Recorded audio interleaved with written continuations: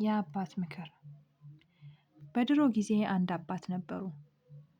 እሳቸውም ዕለተ ሞታቸው በተቃረበ ጊዜ ዘመዶቻቸውን አስጠርተው ኑዛዜ ተናዘዙ። ለሁሉም ልጆቻቸው ያላቸውን ንብረት ከተናዘዙ በኋላ በጣም ሲያገለግላቸው የነበረውን የመጀመሪያ ልጃቸውን ግን በተለየ እንዲህ ብለው መረቁት። እንደ ጉንዳን ጉልበት ይስጥህ፣ የሴትን ብልሃት ያላብስህ፣ ምግብ ስትበላ እንደ አንበጣ ብላ፣ የኔን መቀመጫ በርጩማዬን ውሰድ ብለውት ሞቱ። ታዲያ ይሄ ልጅ አባቱ ከሞቱ ከብዙ ጊዜ በኋላ ተጽናና። አባቱ የተናዘዙለትንም ሲያስታውስ በአባቱ በመበሳጨት እንደዚህ ሳገለግለው ኑሬ እንዴት ረግሞኝ ይሞታል በማለት አገሩን ጥሎ ተሰደደ። በመንገድ ላይ እያለ አንድ ቄስ ያገኙታል። ቄሱም ልጄ ወዴት ትሄዳለህ አሉት። ልጁም አባቴን ሳገለግል ኑሬ ከመሞቱ በፊት ዘመድ ሁሉ ሰብስቦ ረገመኝ ብሎ ነገራቸው። ቄሱም በብልሃት አባትየው ምን እንዳሉት ልጁን ጠየቁት። ልጁም እንደ ጉንዳን ጉልበት ይስጥህ፣ የሴትን ብልሃት ያላብስህ፣ ምግብ ስትበላ እንዳንበጣ ብላ፣ የኔን መቀመጫ በርጩማዬን ውሰድ አለኝ አላቸው። እኔ የዚህ ትንሽ ፍጥረት ጉልበት፣ ወንድ ሆኜ የሴት ብልሃት፣ ሰው ሆኜ እንዳንበጣ መብላትና በርጩማ ምን ያደርግልኛል አላቸው። ቄሱም ልጁ የነገራቸውን በጥሞና ካዳመጡ በኋላ ሆሆ አባትህ እንዴት ያለው አዋቂ ኖረዋል ሲሉት ልጁ ግራ በመጋባት ተመለከታቸው።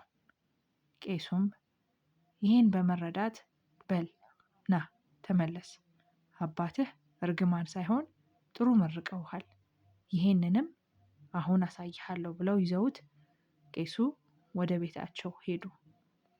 በመንገድ ላይ ሲሄዱም ጉንዳንን ያገኛሉ። ቄሱም ልጁን ና ተመልከት፣ ይህንን ጉንዳን ሌላውን ጉንዳን ተሸክሞ ሲሄድ እይ አሉት። ከዚህ በኋላ ቄሱ ዘርጋ ብለው መሬት ላይ ተኙና በል እንግዲህ ተሸከመኝና እንደ ጉንዳኑ ሂድ አለው። ልጁም አልችልም አለው።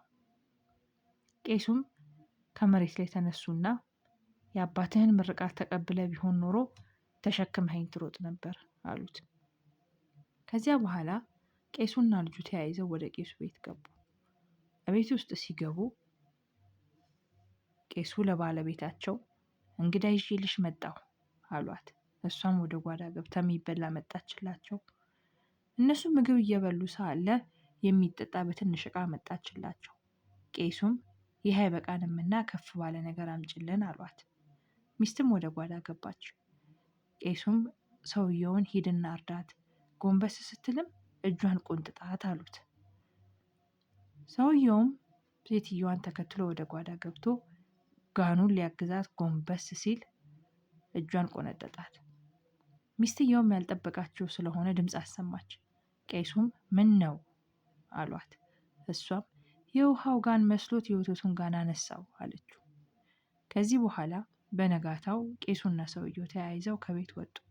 ቄሱም አየህ አይደል የሚስቴን ብልሃት፣ እውነቱን ብትነግረኝ ኖሮ አንተና እኔ ሌላ ጠብ ውስጥ እንገባ ነበር፣ ነገር ግን ነገሩን በብልሃት አሳለፈችው አሉት።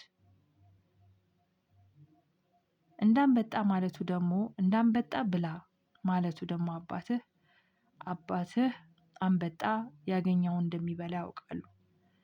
በሚበላበት ጊዜ ምንም አይነት ህመም አይሰማውም። ስለዚህ የበላ ሁሉ ይስማማህ አያሳምምህ ማለታቸው ነው አሉት። አራተኛ ደግሞ በርጩማዬን ውሰድ ያሉት ደግሞ በእሱ ውስጥ ምናልባት የሚጠቅም ነገር ይኖረዋልና ወደ ቤት ተመልሰ በርጩማውን ፈተሽ አሉትና ተለያዩ። ልጁም ይሄንን በሰማ ጊዜ ሀሳባቸውን ባለመረዳት አባቱ ላይ ስላዘነባቸው ተጸጸተ። ነገሩንም ሁሉ ከቅደም ተከተል ከመጀመሪያው እስከ መጨረሻው ስለተረዳ ወደ ቤቱ ወደ ሀገሩ በደስታ ተመለሰ።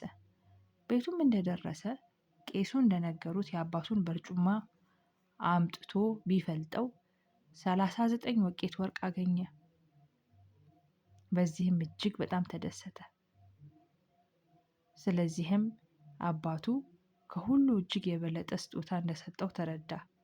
ከዚህም በኋላ በደስታ ጥሮ ኑሮ ኖረ ይባላል።